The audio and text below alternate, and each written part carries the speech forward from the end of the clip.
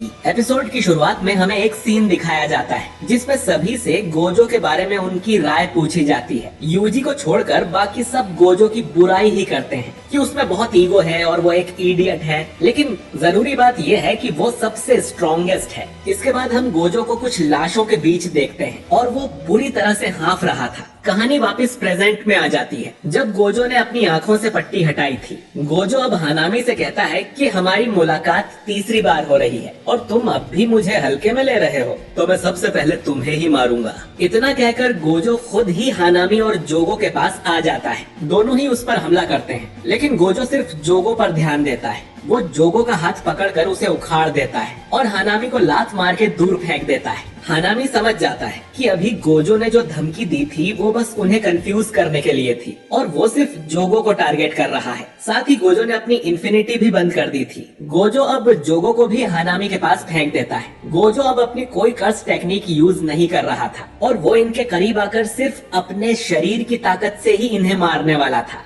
अब हानामी भी अपनी इन्नेट टेक्निक का यूज करके गोजो पर अटैक करने लगता है, लेकिन ये उसकी बड़ी गलती थी। जोगो चिल्लाकर उसे कहता है कि डोमेन को मत छोड़ो हानामी, लेकिन गोजो तुरंत ही हानामी के करीब जाकर उसकी दोनों आंखें यानी कि जड़ों को उसके शरीर में से खींच लेता है, क्योंकि वो भी जानता था कि ये लोग डिफेंस टेक्निक और अटैक टेक्निक दोनों का इस्तेमाल एक साथ नहीं कर सकते। जोगो इसीलिए बच गया क्योंकि उसने डोमेन एम्प्लीफिकेशन एक्टिवेट किया हुआ है, पर हानामी ने अटैक करने के लिए उसे बंद कर दिया था। वो ये देखकर हैरान हो जाता है कि गोजो सिर्फ बेसिक कर्स एनर्जी और मार्शल आर्ट्स का यूज करके ही इतना पावरफुल है। आखिर ऐसा क्या है जो ये आदमी नहीं कर सकता। चोजो अब ब्लड मैनिपुलेशन का यूज करके गोजो पर अटैक करता है, जिसमें रास्ते के कुछ लोग भी मारे जाते हैं, पर इन्फिनिटी की वजह से गोजो को कुछ नहीं होता। गोजो पहचान जाता है कि ये कोई कर्स्ड स्पिरिट नहीं है, बल्कि कोई डेथ पेंटिंग है जिसे वापस जिंदा किया गया है, तो गोजो इससे आखिर में निपटेगा। अब जोगो और हानामी फिर से गोजो पर डोमेन एम्प्लीफिकेशन से अटैक करते हैं ताकि वो उसकी इन्फिनिटी शील्ड को बंद कर सकें, पर गोजो कहता है कि जितना तुम लोग मेरी इन्फिनिटी को तोड़ने की कोशिश करोगे, मैं उतनी ही ज्यादा एनर्जी से अपनी इन्फिनिटी को मजबूत कर लूंगा। और उसे नहीं लगता कि अब हानामी में ज्यादा ताकत बची है, तो गोजो हानामी की तरफ बढ़ने लगता है। गोजो की इन्फिनिटी इतनी स्ट्रॉन्ग हो गई थी कि हानामी उसके और दीवार के बीच में कुचला जाता है। जोगो गोजो को धमकी देता है कि वो रुक जाए वरना वो इंसानों को जला देगा, पर उसकी धमकी का गोजो पर कोई असर नहीं होता और गोजो हानामी को पूरी तरह से कुचल कर मार देता है। वहाँ उसके खून के अलावा और कुछ नहीं बचता। जोगो ये देखकर चौंक जाता है और गोजो उसकी तरफ मुड़कर कहता है कि अब तुम्हारी बारी। हमें फिर से इनके प्लान का एक फ्लैशबैक दिखाया जाता है जहां गेतो बताता है कि प्रिजन रेल्म एक लिविंग बैरियर है और ऐसा कुछ नहीं है जिसे उसके अंदर सील न किया जा सके, लेकिन उसकी एक कंडीशन है। प्रिजन का गेट ओपन होने के बाद उन्हें गोजो को पूरे 1 मिनट तक उसकी सीलिंग रेंज में ही रखना होगा, यानी कि 4 मीटर्स के अंदर, तभी गोजो उसमें सील हो पाएगा। अब जोगो बहुत गुस्सा हो जाता है क्योंकि गोजो को पूरे 1 मिनट तक एक जगह रखना नामुमकिन है और वो आराम से इन्हें मार डालेगा। गेतो जोगो से कहता है कि ज्यादा गर्म होने की जरूरत नहीं है, सब हो जाएगा। इधर जोगो अब गोजो से अपनी जान बचाकर भागने लगता है और गोजो काफी सीरियस होकर उसका पीछा करता है। जोगो उसकी तरफ कुछ इंसान भी फेंक कर मारता है, लेकिन उसकी इन्फिनिटी की वजह से वो हवा में ही रुक जाते हैं। जोगो चुपके से उस पर अटैक भी करता है, पर कोई फायदा नहीं होता। जोगो हानामी की मौत को जाया नहीं करना चाहता था, लेकिन अभी उसे गोजो से दूरी बनाए रखनी होगी। जोजो भीड़ में कहीं छुप गया था, तो जोगो उसे धमकी देता है कि अगर उसने उसकी हेल्प नहीं की तो वो खुद उसे मार डालेगा।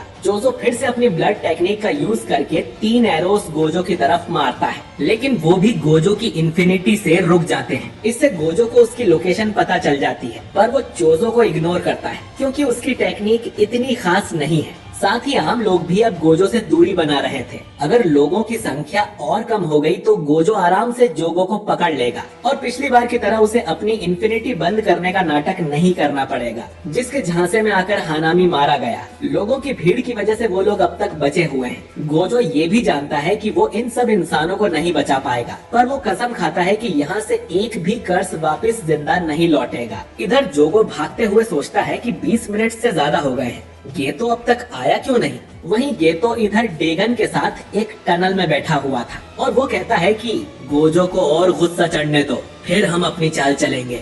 वहीं इधर BF4 स्टेशन पर यूजी के ग्रुप को एक लड़की मिलती है। यूजी उससे पूछता है कि यहाँ क्या हुआ, जिस पर लड़की बताती है कि यहाँ के सारे इंसान राक्षस बनकर उस ट्रेन के अंदर चले गए और उसे यहीं छोड़ दिया गया क्योंकि ट्रेन में जगह नहीं बची थी। इतना कहते ही ये लड़की भी ट्रांसफिगर्ड होकर मर जाती है। यूजी समझ जाता है कि माही तो यहीं पर था और वो डिसफिगर्ड को ट्रेन में भर के गोजो के पास गया है। इधर BF5 स्टेशन पर सभी को ट्रेन आने की आवाज सुनाई देती है और गोजो ये सुन चौंक जाता है। तभी वो ट्रेन आकर इस स्टेशन पर रुकती है। सभी आम लोग ट्रेन को देखकर खुश हो जाते हैं और सोचते हैं कि इसमें बैठकर वो यहाँ से बाहर निकल जाएंगे। लेकिन गेट खुलते ही उसमें से ढेर सारे डिसफिगर्ड बाहर निकलते हैं और इंसानों को खाना शुरू कर देते हैं। माही तो बाहर आकर जोगो से कहता है कि यहाँ की हवा कितनी अच्छी है क्योंकि इसमें लोगों का डर मिला हुआ है। वो लोग कुछ इंसानों को जंगल में छोड़ देंगे और फिर छुट्टियों में उनका शिकार करने जाया करेंगे। जोगो कहता है कि मैं इंसानों के साथ पूरा जंगल ही जला दूं तो, जिस पर माही तो बोलता है कि हानामी को ये बात अच्छी नहीं लगेगी।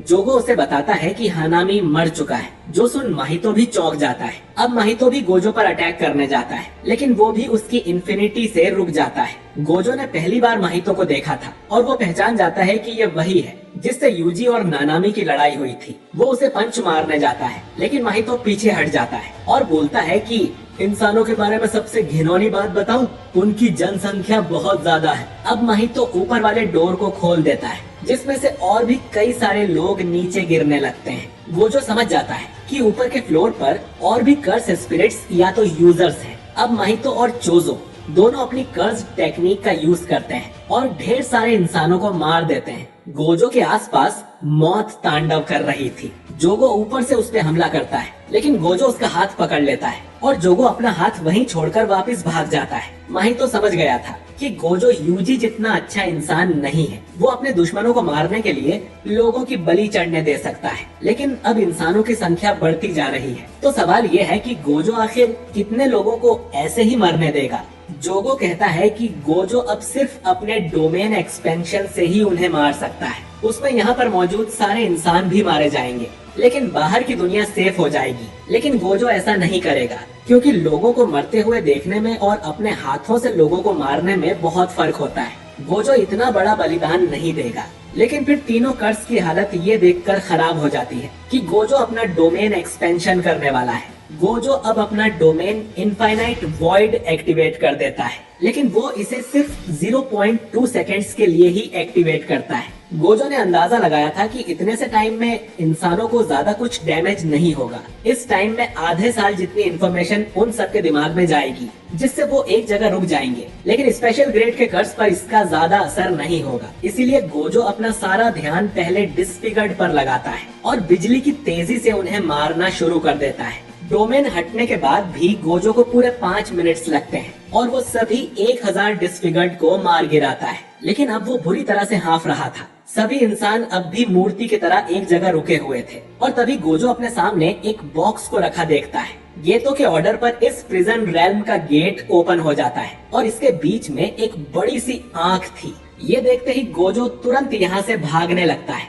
लेकिन फिर गेतो उसे पीछे से आवाज लगाता है और फाइनली खुद को रिवील करता है। अपने बेस्ट फ्रेंड गेतो को जिंदा देख गोजो हैरान हो जाता है, क्योंकि 1 साल पहले उसने खुद अपने हाथों से गेतो को मारा था। उनकी सारी पुरानी यादें उसके दिमाग में घूमने लगती हैं और वो सोचने लगता है कि गेतो आखिर जिंदा कैसे है। और दोस्तों 1 मिनट से गेतो का मतलब था 1 मिनट जितना टाइम, जो कि गोजो अपने 6 आईज वाले दिमाग से प्रोसेस करेगा। अब क्योंकि गोजो के दिमाग में 1 मिनट से कहीं ज्यादा समय बीत गया था, तो प्रिजन रेल्म एक्टिवेट हो जाता है और गोजो को चारों तरफ से जकड़ लेता है। गोजो ना तो अब अपने शरीर को हिला सकता था और ना ही कोई भी कर्स एनर्जी यूज कर सकता था। गोजो की हार हो चुकी थी। गोजो गेतो से पूछता है कि वो कौन है, क्योंकि उसका शरीर, उसकी कर्स एनर्जी सब गेतो वाली है। उसकी 6 आईज कहती हैं कि ये इंसान गेतो है, लेकिन उसका दिल जानता है कि गेतो मर चुका है। अब गेतो अपने सिर पर लगे टाँके को खोल देता है और अपने सिर की खाल हटाकर बोलता है कि तुम्हें कैसे पता चला। हम देखते हैं कि उसके ब्रेन के ऊपर किसी तरह का कर्स लगा हुआ था। यही इस कर्स की टेक्निक है, जो कि अपने दिमाग को किसी बॉडी में डालकर न सिर्फ उसे कंट्रोल कर सकता है, बल्कि उस बॉडी की कर्स टेक्निक्स को भी यूज कर सकता है। सूडो गेतो कहता है कि गोजो को डरने की जरूरत नहीं है, वो उसे खुद आजाद कर देगा। करीब 1000 साल के बाद वो नहीं चाहता कि गोजो जितना स्ट्रॉन्ग सॉर्सरर उसके रास्ते में आए। अब गोजो कहता है कि भूल गए क्या कि गेतो की बुरी तरह से पिटाई किसने की थी। गोजो यहाँ पर यूता की बात कर रहा था और उसे यकीन था कि यूता जरूर इस सूडो गेतो को भी हरा देगा, जिस पर गेतो बोलता है कि यूता कभी भी सातोरु गोजो की जगह नहीं ले पाएगा। उसे जो भी पावर्स मिली थी वो रीका की स्पिरिट्स की वजह से थी, पर अब उसके पास रीका नहीं है और वो एक मामूली सॉर्सरर है। अब तक माहितो भी होश में आ गया था। सूडो गेतो अब गोजो को अलविदा कहता है और ये भी कहता है कि उनकी मुलाकात अब एक नई दुनिया में होगी, जिस पर कर्सेस का राज होगा। यहाँ से कुछ ही दूर मैमे, उयुई और यूजी टनल में होते हैं और तभी यूजी के कान पर कुछ आके लग जाता है। ये मेकामारू का बनाया कोई डिवाइस लग रहा था, जिसमें यूजी को कोकिची की आवाज सुनाई देती है। वो उसे बताता है कि ध्यान से सुनो यूजी, गोजो को सील कर दिया गया है। और ये एपिसोड यहीं पर एंड हो जाता है।